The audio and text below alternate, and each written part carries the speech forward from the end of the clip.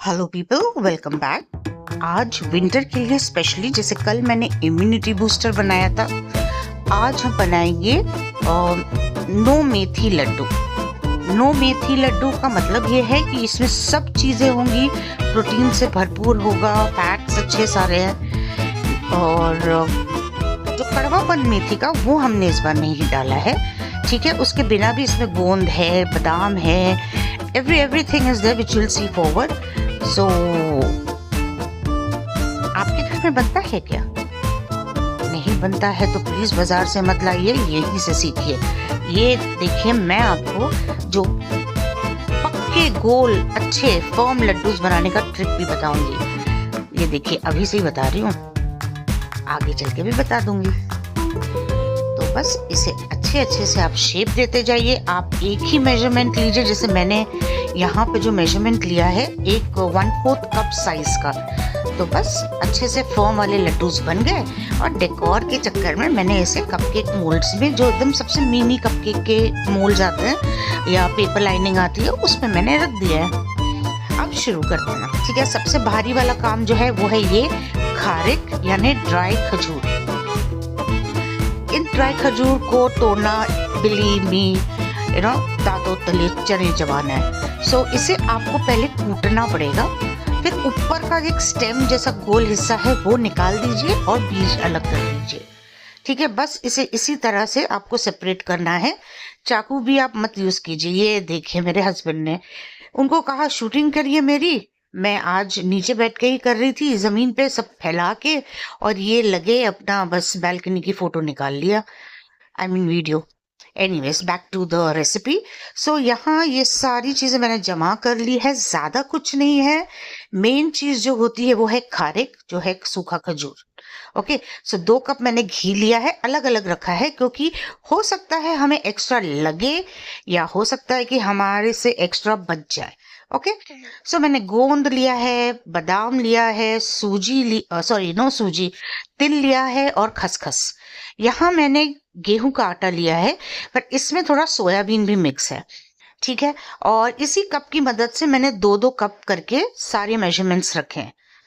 अब हमें जो मेन काम है, जो डिफिकल्ट काम है, वो हमें थोड़ा थोड़ा करके खजूर और नारियल को पीसना है। इसे टाइम लगेगा, मजबूत वाले मिक्सर में ही करिएगा, वरना आपके ब्लेड्स टूट जाएंगे।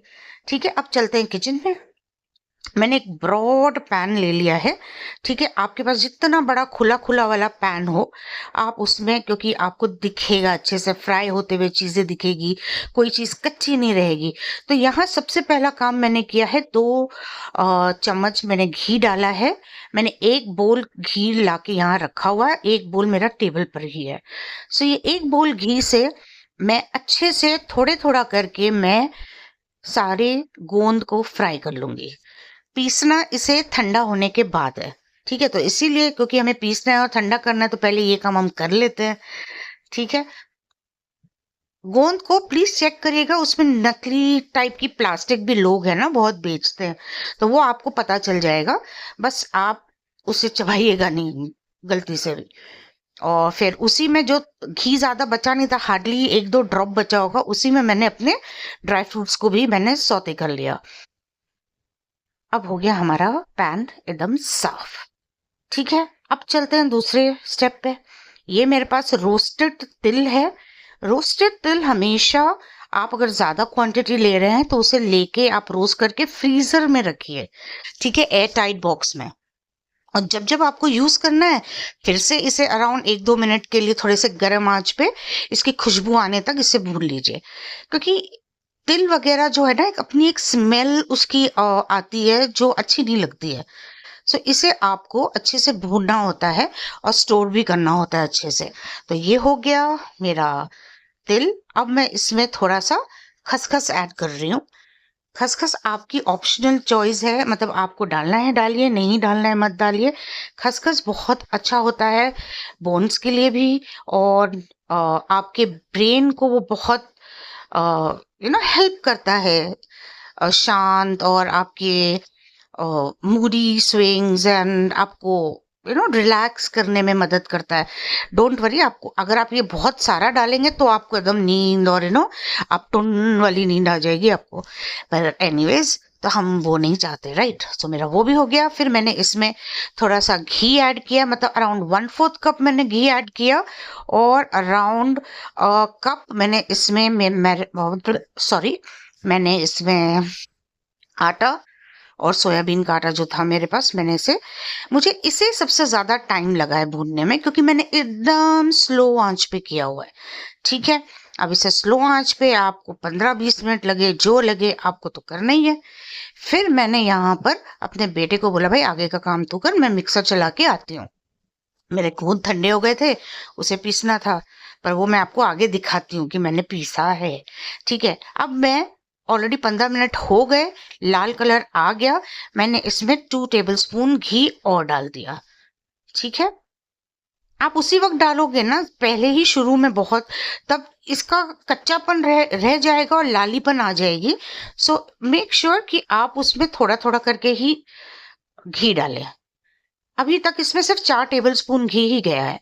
ठीक है, अब धीरे धीरे ये लाइट होना शुरू हो गया है और इसके अंदर जाली जैसी आने लगी है।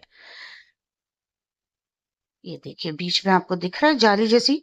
अब इसमें मैं नारियल और खजूर का जो पाउडर है वो धीरे धीरे इसमें मिक्स करती जाऊंगी, चलाती जाऊंगी।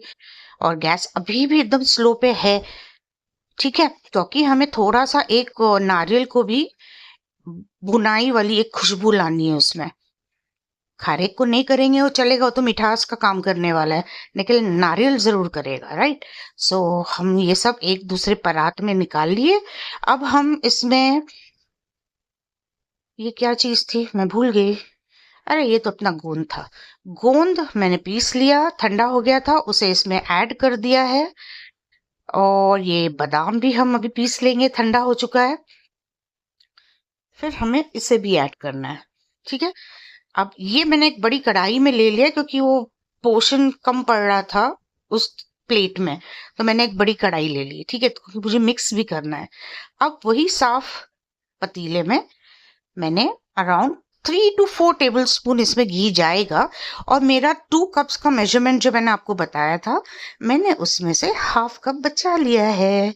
मतलब हमारा ये कॉम्बिनेशन मेरा नॉर्मली 2 कप्स के ऊपर होता है, बट कभी कभी यू डोंट नो, गोंद ज्यादा पी लेता है, या कभी कभी आटा बहुत पी लेता है, तो आपको थोड़ा थोड़ा करके ही डालना है।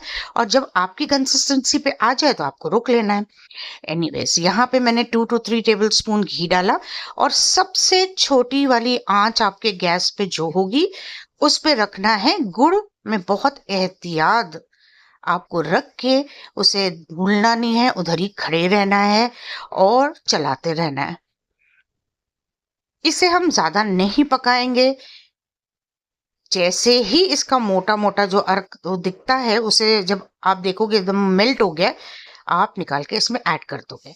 अब रही ये दूसरी टिप मैं आपको बता रही हूँ, एक्चुअली देखा जाए तो पहली होगी, मुझे याद भी नहीं है। एनीवेज, तो पहली टिप ये है कि देखिए, प्लास्टिक मैंने बांधा हाथ में, क्योंकि मेरे ग्लव्स कहाँ थे मुझे मिल नहीं रहे थे, तो मैंने, और मेरे पास जिप लॉक के पैकेट्स पड़े रहते हैं, तो मैंने उसमें हाथ डाल के जिप लॉक कर दिया अपने हाथ को, और मैंने सब मिक्स कर लिया, राइट। अब मैं 1/4 कप की मदद से उसमें दबा दबा के मिक्सचर डालूंगी और उसे हाथ में लेके फिर लड्डू का शेप दूंगी। और मैं आपको ये ट्रिक भी बताने की कोशिश करूंगी कि लड्डू के लिए बहुत इजी, बहुत ही सरल तरीका होता है। आपके अपने हाथ जो लड्डू मेकर हो जाते हैं। सो पहले तो लीजिए लड्डू का पोर्शन। ठीक है, दबा दबा के, जो छोटा सा साइज है इसमें दबा के अच्छे से लीजिए।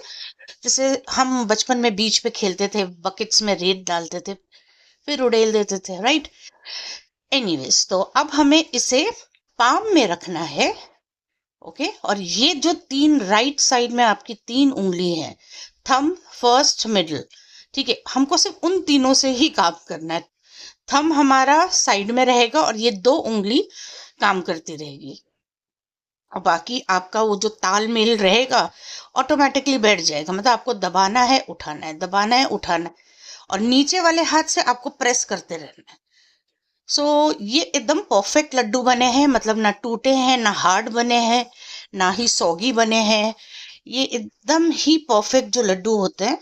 बस मैंने इसमें मेथी नहीं डाला है, आप चाहें तो इसमें मेथी भी डाल सकते हैं, लेकिन मेरे यहाँ ऐसा बहुत प्रॉब्लम हो जाता है ना, किसी को मेथी पसंद है किसी को नहीं। सो आपके घर में भी ये प्रॉब्लम होगी, राइट? होगी, जरूर होगी। और अगर मेरी रेसिपी अच्छी लगी हो तो प्लीज लाइक शेयर सब्सक्राइब भी कर दीजिए। आप लोगों की वजह से सचमुच बहुत मोटिवेशन मिलता है। So I will see you tomorrow with a new recipe. Bye bye.